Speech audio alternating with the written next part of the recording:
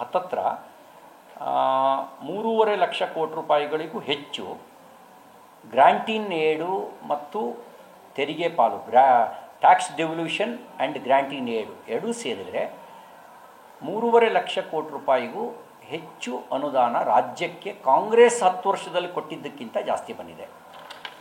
ಮಾನ್ಯ ಮುಖ್ಯಮಂತ್ರಿಗಳು ಒಂದು ದಿನವೂ GST ಕೌನ್ಸಿಲ್ ಮೀಟಿಂಗಿಗೆ ಹೋಗಲಿಲ್ಲ. ಒಬ್ಬ ಫೈನಾನ್ಸ್ ಮಿನಿಸ್ಟರ್ ಆಗಿ ಮುಖ್ಯಮಂತ್ರಿಯಾಗಿ GST ಕೌನ್ಸಿಲಿಗೆ ಮೀಟಿಂಗ್ ಹೋಗಲಿಲ್ಲ. ಅಹಂಕಾರ ನಾನು ಯಾಕೆ ಹೋಗಬೇಕು ಅನ್ನೋ ಅಹಂಕಾರ. ಅಕಸ್ಮಾತ್ ಅನ್ಯಾಯ ಆಗಿದ್ದರೆ ಇವರು ಹೋಗಿ ಆ GST ಕೌನ್ಸಿಲ್ನಲ್ಲಿ ಪ್ರಶ್ನೆ ಮಾಡೋಕ್ಕೆ ಬರ್ತಿತ್ತು. ಅಲ್ಲಿ ಕೃಷ್ಣ ಬೈರೇಗೌಡರನ್ನು ಕಳಿಸ್ತಾರೆ. ಅವರು GST ಕೌನ್ಸಿಲ್ನಲ್ಲಿ ಕೇಂದ್ರದ ನೀತಿ ಎಲ್ಲ ಹಿತಕರವಾಗಿದೆ ಅಂತ ಅಲ್ಲಿ ಹೊಗಳ್ತಾರೆ. ಇಲ್ಲಿ ಬಂದು ಹೊರಗಡೆ ಬಂದು ಸುಳ್ಳು ಹೇಳಿ ರಾಜಕಾರಣ ಮಾಡ್ತಾರೆ.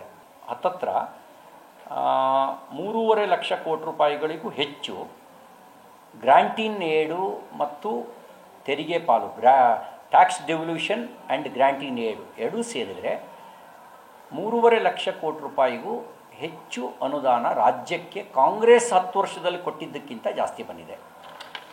ಮಾನ್ಯ ಮುಖ್ಯಮಂತ್ರಿಗಳು ಒಂದು ದಿನವೂ GST ಕೌನ್ಸಿಲ್ ಮೀಟಿಂಗಿಗೆ ಹೋಗಲಿಲ್ಲ.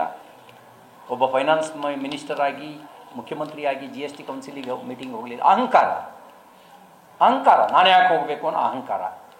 ಅಕಸ್ಮಾತ್ ಅನ್ಯಾಯ ಆಗಿದ್ದರೆ ಇವರು ಹೋಗಿ ಆ GST ಕೌನ್ಸಿಲ್ನಲ್ಲಿ ಪ್ರಶ್ನೆ ಮಾಡೋಕ್ಕೆ ಬರ್ತಿತ್ತು. ಅಲ್ಲಿ ಕೃಷ್ಣ ಬೈರೇಗೌಡರನ್ನು ಕಳಿಸ್ತಾರೆ. ಅವರು GST ಕೌನ್ಸಿಲ್ನಲ್ಲಿ ಕೇಂದ್ರದ ನೀತಿ ಎಲ್ಲ ಹಿತಕರವಾಗಿದೆ ಅಂತ ಅಲ್ಲಿ ಹೊಗಳ್ತಾರೆ. ಇಲ್ಲಿ ಬಂದು ಹೊರಗಡೆ ಬಂದು ಸುಳ್ಳು ಹೇಳಿ ರಾಜಕಾರಣ ಮಾಡ್ತಾರೆ.